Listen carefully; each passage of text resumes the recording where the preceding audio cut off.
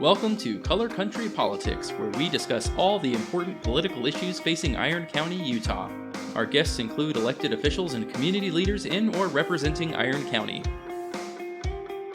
This is episode 74, Candidate Forum 2021, Maile Wilson-Edwards, Mayor.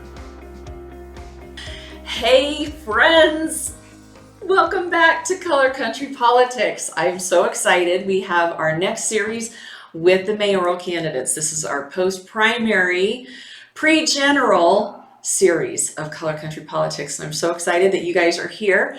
We have our first mayoral candidate with us today, incumbent Mayor Maile Wilson-Edwards. Thank you so much for coming. Thank you for having me, and thank you for helping to get the word out about our important elections that are coming up. You got it. That's what we do.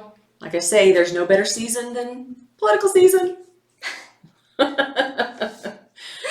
All right, let's get into it. So our faithful viewers know that we ask the same questions, and we've had sort of the same series of questions for the last couple of election cycles.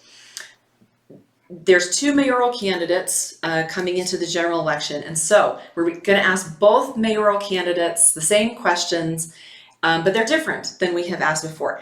And before we get there, I forgot to introduce myself. I am Jenny Hendricks, and I am today with my very silent partner, Jesse Harris, whose sole function today is to run the computer. He will not be seen on camera, but that's okay. His function is the most important because he gets to click all of the buttons. So anyway, thanks for being with us. Let's get into our questions. Mayor Wilson-Edwards, thank you again. So let's start with, just tell us why you're running. You're the incumbent. What is important to you about running again? So first off, anyone who knows Cedar City knows that we have one of the best communities around.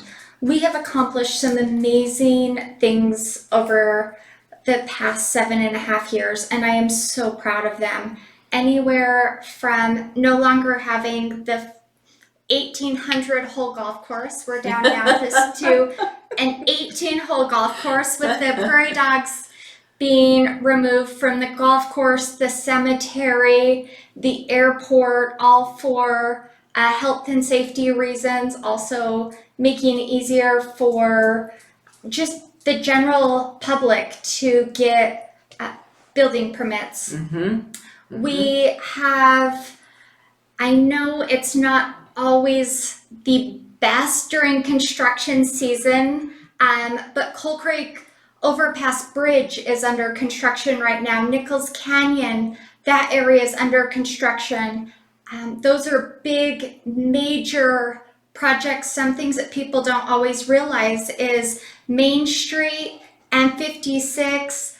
Those are actual state roads, and so the city alone can't do anything on those projects. Coal Creek Bridge, we can't do anything on that project without the cooperation and literally years of behind the scenes work. We had Main Street reconstruction. I know that one, people needed to put their cell phones down a few more times and realize that during construction time it is more difficult to get around. But these projects have all come about, and yet we still have so many opportunities ahead of us. Last year with COVID, it delayed projects. We had our master plan for the city that was scheduled to be done, and due to not being able to hold public hearings and all of that, it got pushed back. There were so many commitments that I had made to our residents of projects and issues that we wanted to see through to completion that literally just got pushed back by forces out of our control. And so I'm here to finish out the commitment of what I had promised our community I would work on and get all of these projects through to the finish line. That's great. That's great. I love that list. So kind of to your point, the issues that a city deals with are constant and evolving. There's not ever a time when a city goes, okay, we're good. So the issues that Cedar City is facing right now, I think are different than they were, 7 or 8 years ago. So if you're looking at the city right now, what are sort of the 3 biggest issues that you want to solve for Cedar City? I mean, going on that, literally 8 years ago, it was talking about prairie dogs and websites for the city. It's crazy to think how far we have come. Water continues to be an issue. It's kind of the giant elephant in the room. And truly, anyone that says an issue that's that big that can be solved overnight, they don't understand the regulatory challenges. They don't understand how many agencies are involved in all aspects, from finding water sources to the environmental work to just getting through with the state engineers. All of that, it does take time and persistence and continual efforts.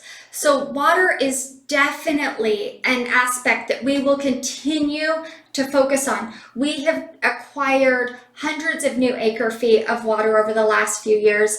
We have started our recharge areas. We have even done things, updated the entire irrigation at the golf course and put the pond in for 30% water savings. So all of this has been on the forefront and we've been addressing it, but it's something that will continue to be on the forefront as we look at the wastewater treatment plant.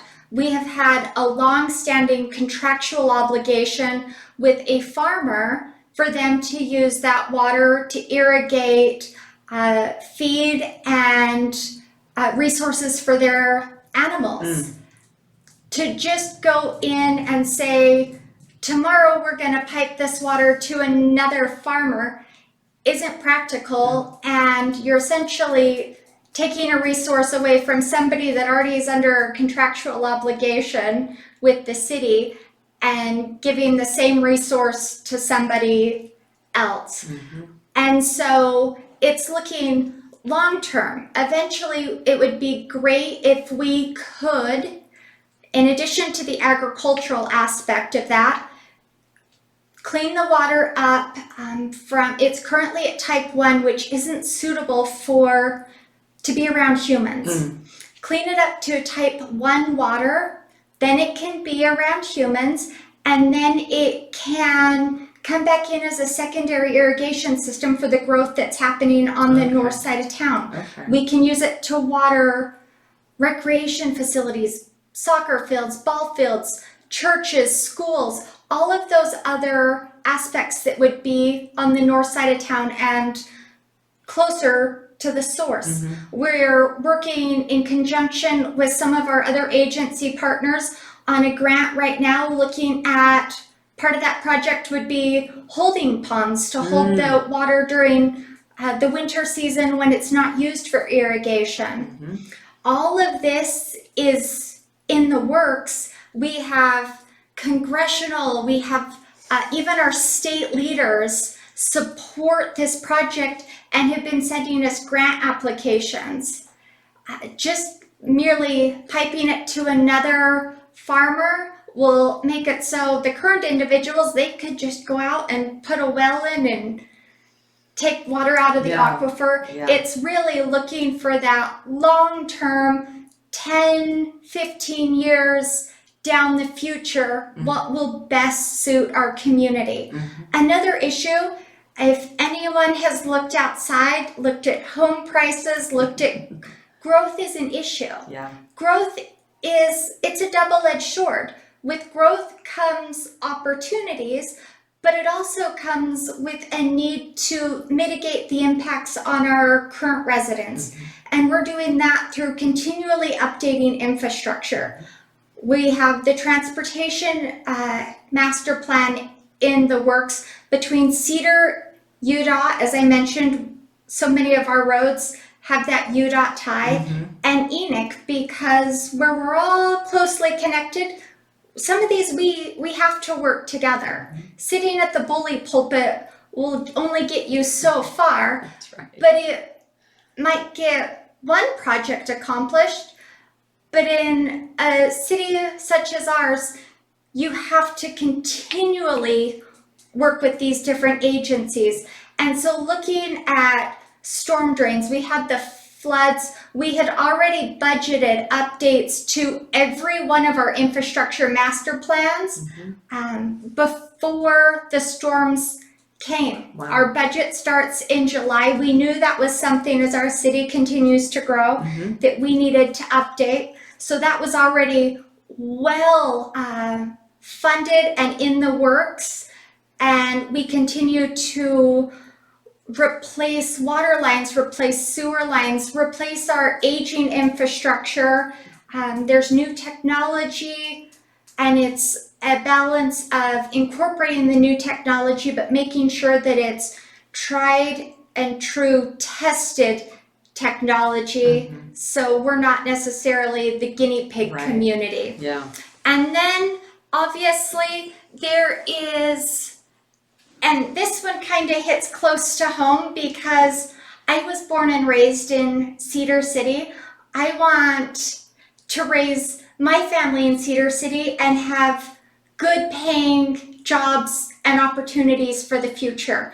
So continuing to work with our business community for the businesses to both be able to retain and recruit new employees, but also look at outside businesses that want to relocate here and make sure that they not only fit our community culture, but that they have high paying wages.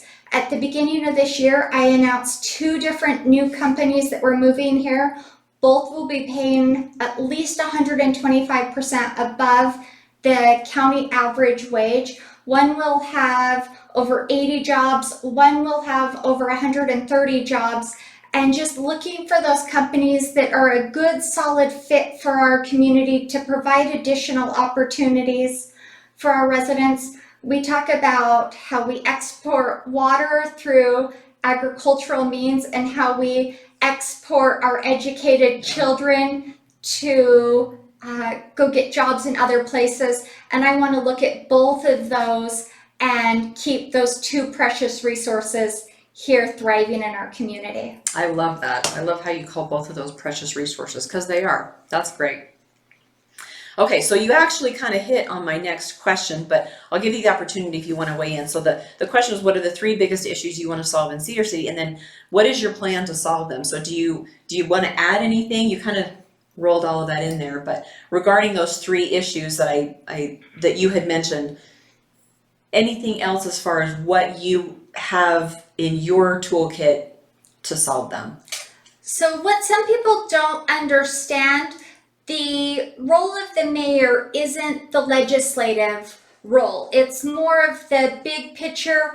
It's a lot of the behind the scenes working, meeting, developing and building these relationships. And that's the aspect where there isn't a learning curve. So when we talk about water and working with the Conservancy District, working with our state and federal partners, because all of these projects have a substantial financial price tag. Looking at water rates, we are looking at the water acquisition, big picture water acquisition policy for the city. So all of these things are in the works and have continued to be in the works. We look at recharge. I talk about the treatment plant water at its current state as type 2. It can't be used for recharge unless you get a permit specifically kind of exempting you out of the state regulations. It can't even be put in pivots. It can be used for flood irrigation, which is what we've been doing, but it can't go in pivots. And even once you get that exemption, there's still spacing requirements and all of that from the human, literally from being in human contact. So it's knowing all of this, knowing how to work with the agencies, knowing how to progress these projects forward, and realizing that they don't happen none of this happens overnight. Our jobs and continuing to work with our business community. You look at COVID time and you look around the country, if you turned on the news at all, and you see city after city having to lay off people, businesses shutting down.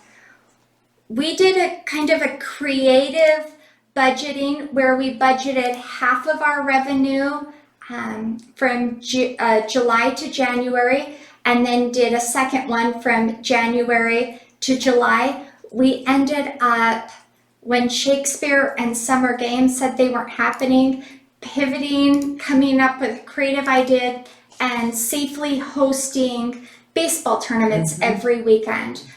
It brought in outside revenue, which is our favorite type of revenue. Right. And sales tax was actually up in Cedar City. When you look at all of our neighboring communities and even throughout the state, where they were in the complete opposite. We had businesses open and thrive here during that time, which just goes to speak to kind of the grit of our community. So continuing down that path of supporting our businesses, working to make our community business friendly, adding resources, the technology component into streamlining these processes, and then just continuing with mitigating the impacts of growth. Good things do come with growth. Opportunities are presented for our residents, but there are challenges, and so it's taking the challenges, spinning them to opportunities, and progressing forward. Beautiful segue into my next question. And I'm going to give you these two last questions at the same time because they kind of go hand in hand. So you kind of touched on this. As mayor, you're not the legislative branch of the city. You're more behind the scenes. You're more setting, the tone, setting the vision. So tell us, what is your vision for Cedar City? And then along with that, what does Cedar City look like to you in 5 years, in 10 years, in 20 years? And how do you plan for that? Like, you can kind of answer that all in one thing. So the beautiful part of Cedar City is our rich heritage. I don't know how many other communities have a heritage and livestock festival where they run the sheep down Main Street while also having a thriving university, a Tony Award-winning Utah Shakespeare Festival. So we're very big, and it's a focus of mine to protect our heritage while preparing for our future. As someone that was born and raised here, and like I said, I'm raising my family here, I want her to grow up just like my parents had me growing up, appreciating and knowing the heritage of our community. Cedar City turns 170 this year. And so realizing the sacrifices that those that came before us made to get our community to where it is, while preparing for the future, while preparing for the jobs, the growth, the housing, maybe one day an Olive Garden or a Costco, and that's in that who knows how many years down the road. But true, and I say that, tongue in cheek, because that's what we always hear, but I want Cedar City to continue to have the quality of life that I grew up loving, that so many others have come here and fully embraced, that we need to preserve for our next generation. We get that through trails, through recreation, through these cultural opportunities, through the educational institutions and what they offer, and continuing to protect that, but also realizing that we will grow. If a community is not growing, it's essentially dying. So we need that growth, we need the opportunities that come with that, but we can't lose sight of where we came from. Beautifully stated. So before we wrap up, I'll give you an opportunity. Is there anything else that you would like our community to know about you, about your campaign? Also tell us where to find information, website, phone numbers, all of that kind of stuff. All of that, All of lovely, that. all of it. So, it has truly been an honor and privilege to serve. I genuinely do this because I love our community, and I know that together we can continue to accomplish amazing things, and things that we've been written off about. You look at $17 million worth of improvements at the airport, and the city's portion, instead of using tax dollars, we did in-kind work. That's the way we get things done here. Mm-hmm. We are creative, we work together, we sit down. My approach to a problem, and it has served me well and served our community well, is to bring everyone and sit them around a table, probably quite similar to where we are right now, and talk through the problem. More often than not, we get so wrapped up in our own perspectives that we forget that at the end of the day, we're all people, and we can sit down and work through problems. Mm-hmm. And usually, if we're work together, we get a better end result. Mm-hmm. And so I will continue to use my background, my education, my experience, my leadership on behalf of our community to watch us continue to progress into the future and continue to achieve remarkable things. If you would like more information, you can visit my website. It's www.milewilsonedwards.vote. And since no one really knows how to spell the first name, right. So it's Mailewilsonedwards.vote. And all of my contact information is on there. If you have questions, reach out. You can reach out to me that way or on social media. And I am just honored to represent our community and continue progressing us forward. Thank you so much. I am so glad that you've had time to come and sit with us and get that fantastic information out to our community. Thanks again. The website is MileyWilsonEdwards.vote, and you can also find her on most of the social media platforms. Pretty much, yes.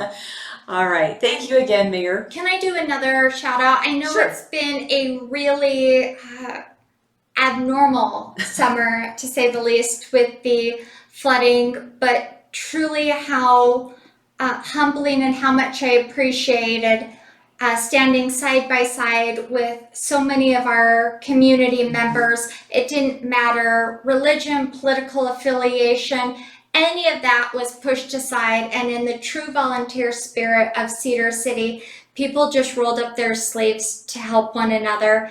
And so again, thank you for helping your neighbor, helping the surrounding community as we got through that 600-year crazy rainstorm. Such an incredible series of events this summer.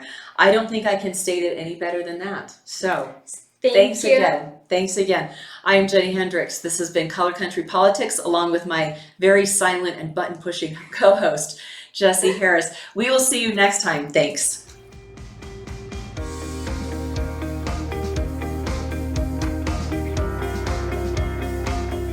You've been listening to Color Country Politics, a production in cooperation with Utah Politico Hub and graciously sponsored by Century 21 Prestige Realty at 121 North Main Street, Cedar City. Special thanks to Amoeba Crew for use of their song Background Indie Rock, licensed under Creative Commons. Subscribe to our podcast on iTunes, Google Play, or wherever fine podcasts are found.